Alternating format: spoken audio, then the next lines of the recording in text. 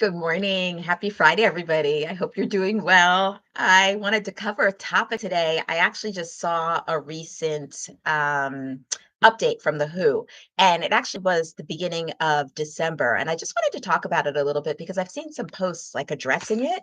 And it's something that's near and dear to my heart because I feel as a lifestyle medicine physician, it is something that comes up very frequently. And I often hear my colleagues who manage obesity medicine talking about this in a way that seems sometimes dismissive of lifestyle medicine. And it pits us against each other where I feel like we're all on the same team. So let's talk about it. Let's talk about GLP-1s. So this week, or earlier this month, the WHO came out and stated that GLP-1s can be useful in cases of obesity, especially where people are facing sequela related to other chronic diseases. In this statement, though, they did note that using GLP-1s as a global recommendation, number one, misses out on people that may not have the resources to afford them in communities that don't have the resources to afford them, and also leaves out the problem of, of the environmental setup that creates this problem of obesity in many communities. The environment that supports ready availability of ultra processed foods, that decreases the ability of outside time and walking, that creates high stress, that decreases the availability of fresh foods. And these are things that we should be talking about in the forefront. What I've seen this week is people posting this narrative that if you leave GLP-1s out of the discussion, or if you don't offer GLP-1s to your patient, then somehow you are shaming them and you're making it a moral decision. I would argue the other way around. When we look at GLP-1s as the only solution or as the first solution, we actually are shaming our patients. When we're not looking at the entire whole patient and we're just looking at their weight, I feel like we're shaming patients. So let me explain what I mean by this. And this is not to be anti-medication. I am an intensive care physician. I practice medicine and urgent care every single day, and I know the power of medications. I know the power of technology to help people, to save people's lives, and to help people through situations. And I'm all about anything that we can do to make things easier for our patients. But as a pediatrician, the thing that is always in the back of my mind is number one, what about the children? And number two, our children learn from what we do. They model our behavior. So if we aren't addressing the whole person and we aren't addressing the real issues related to obesity, I feel like obesity is the end result of other things. And obesity can lead to other chronic diseases, but it's more the lifestyle that leads to obesity that leads to chronic diseases. And so when we don't address these whole person approach and we don't address this, and what we're modeling for our children is that the only solution is medication, and we don't give families the opportunity to learn the skills or to support their children. And yes, we're seeing obesity in younger and younger children, and it's multifactorial. It is somewhat hereditary and genetic. It is also our lifestyle. It is the stress. It is epigenetics. It's all of that. But again, I think it comes back to the lifestyle and the environment that we're creating and the environment that we can create. I'll say one more thing about it. Um, the human brain has amazing capacity. And one of the things that I think often gets left out of the discussion is when we say that lifestyle change is hard. Yes, it's hard because the environment, the things that I mentioned before, availability of fresh food, our environments are set up for failure and all of that. But you know what? Our brain is so much more powerful than we uh, give it credit for, and we know now, right? We When I was in medical school, we learned that the brain stopped growing, at 5 years of age, right? We thought that that was the end, that there was no opportunity for growth after that, that if there was a brain injury, well, that was how it was. But now we know our brain continues to grow and thrive. We develop neural pathways. We have neuroplasticity. We have this ability to create new pathways with the proper support and attention. It's amazing. And so that's the part that I think often gets pushed aside. Like we say, "Oh, I've heard this many times from my colleagues, lifestyle doesn't work. Oh, they just can't do it. It's too hard." And I would argue that nothing is too hard for a human brain. And it's not to put the onus. So it's like we make it a dichotomy by saying that it's too hard that it's the patient's fault. And that is not it at all. And I am in no way saying that it is anybody's fault for making poor choices, or that the results of that obesity results from making poor choices, or whatever it is that they try to make this dichotomy. It doesn't have to be either or. That's the other thing that I find very concerning in current society, that it's either one way or the other. And we are multiple colors of the rainbow. It is not never purely black or white when we're talking about the human body, when we're talking about human nature, when we're talking about the environment that we live in that's constantly changing. So I wanted to, really break this down into my thoughts on this entire subject, and how I approach obesity differently. And I think this is really important. Again, I just want to say that I do believe that medications, I've seen how life changing they can be. These medications, the GLP-1 agonists, that have been life changing in so many people that I know, and patients, and I've seen how it's helped them reverse disease. But it is important that it goes hand in hand with lifestyle change, because that is what helps cement it. I do. So the WHO recommendation basically was for adults, and it talked about adults with chronic diseases that are struggling, and that GLP-1s can be a gateway. And they also made a point of saying that lifestyle needed to go along with it. And the other point that they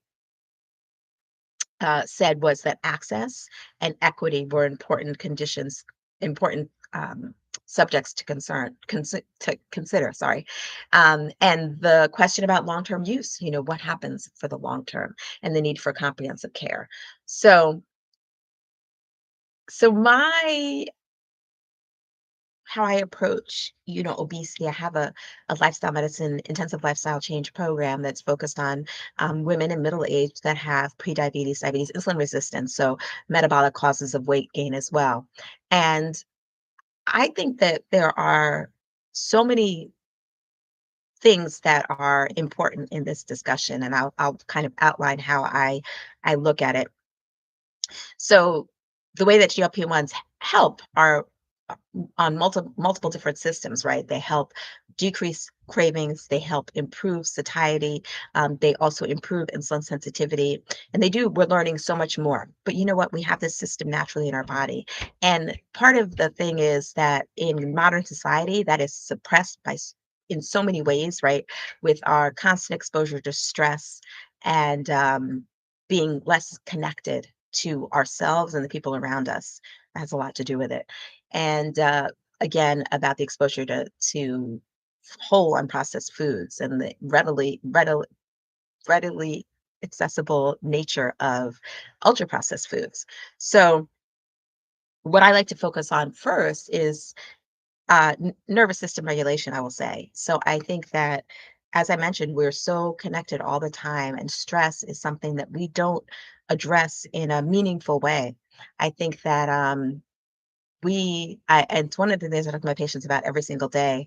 I say that we need a way to be more mindful, to use mindfulness every single day, because when we live in this modern society, unless you are a park ranger or some other career which involves you being outside all the time, we are removed from nature, and we're animals, we're human beings. We are meant to be living with the rhythms of nature, and when the farther we get away from that, the harder it is. Like, we are not machines, as much as we try to think, and as much as capitalism would have us think that they can get more productivity out of us in less time.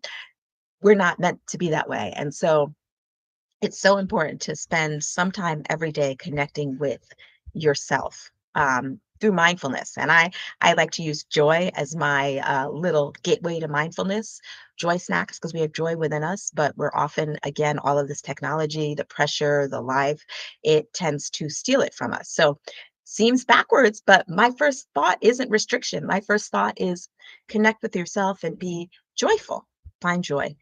The second thing is, we're so focused on move more, eat less. Why? I think that I look at it as, we need to, it's not necessarily what we're eating, it's what we're missing. Because we can actually, so the joy, that's one way how we stimulate our natural GLP-1 system. But another way is by eating foods that naturally cause satiety, but also lower cravings and stimulate that natural system. So when we focus on the quality of the food that we consume and eating more of those high quality foods, it's magic.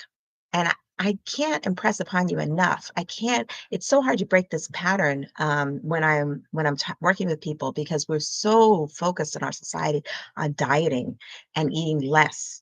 And and yes, we should be consuming less processed foods, but that leaves a vacuum. What are we supposed to consume? And that's the thing that so many people are missing out on because of this protein craze, because of our focus on dieting, that we leave out what it is that actually is healing. When we consume more of those healing foods, it supports our body's healing. It lowers inflammation. It improves satiety. It improves our insulin resistance. It improves how we feel overall, improves our gut health. I could go on and on and on. So it's eating more of those things. It's loving your body. You can't heal a body that you hate. I think that we in medicine are programmed to think that certain body types are healthier, and that is false. It is completely false. I think that society puts this in our minds as well. Children from, young children are already worried about this, their body size and shape, and we need to let this go because part of our ideal body is shaped by this Western capitalist society that has to do with clothing and selling. And why do we look at that as as a reference of beauty? I think that there's so much there, but I think that you can't heal a body that you hate, and so finding love for your body, uh, appreciating the amazing body that you have, the amazing things that the human body can do, that amazing things that your own body does for you every day is so important. It's an important step in the healing. And then all of the other lifestyle factors, they're all about nourishing and supporting, as opposed to this whole idea of restricting and discipline and willpower. When we embrace healing, it's a game changer. And I will close with one other thing that is often left out of the discussion is we're always rushed, like everything has to happen in warp speed. But again, we are not animals. We are humans, and we are meant to thrive on the rhythms of nature, and recognizing nature and recognizing physiology and recognizing healing is that these things take time. And we are looking at metrics that we're trying to measure every single little thing, and often healing happens quietly at first. And so you may feel better. Maybe you'll notice more energy. Maybe you'll notice that you're enjoying the journey more. And those things are huge wins as far as I'm concerned. And when we can lean into the process and enjoy the journey, then you know what, the process becomes easier. And so that is my thought on the whole debate. I know it's a little bit different take. I know it's far away from technology and pharmaceuticals, but it truly is what it takes to heal. And I think that it's hard in a world that's moving faster and faster, and technology that surrounds us every day, and but again, we are animals, and if we when we fail to recognize that, when we think that we can override nature, I think that's part of our struggle and our difficulty.